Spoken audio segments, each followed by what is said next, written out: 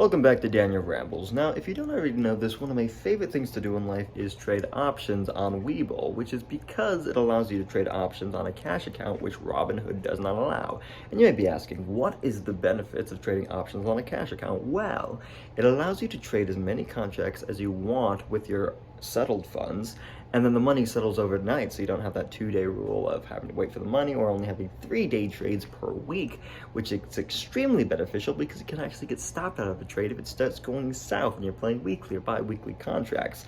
Now, maybe you're saying to yourself, I don't actually know how to trade options or shares, and what are you even talking about? Well, all that is quite simple, but you have to put forth the effort. Now, I'm not going to go into those details for now, but for trading, the only things you really need to learn is how to buy and sell a contract, read an option spread, which is just going to tell you the date, the strike price, and the amount of money that you want to spend. So you're buying a contract which is worth 100 shares, and you're saying that's going to reach a certain price by a certain date, etc., etc., etc. Now, when you're reading the charts, all you have to actually look at is support and resistance, and then you can have the EMAs in there if you want, which is the exponential moving average, which tracks over time how much the value of a stock has been, like on average.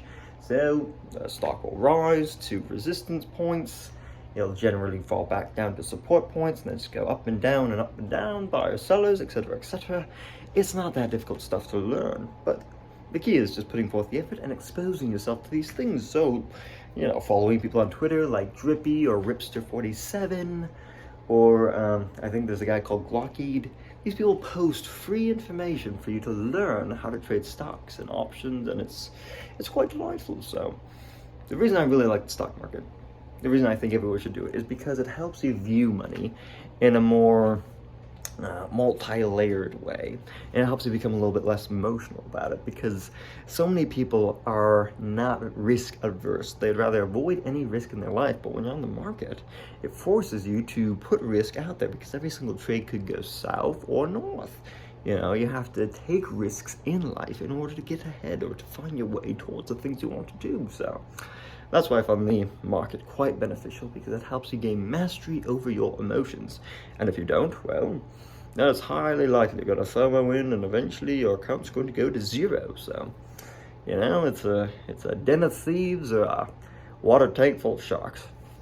You either learn to swim and dodge the shark bites, or see where life takes you from there. So that's my ramble for today.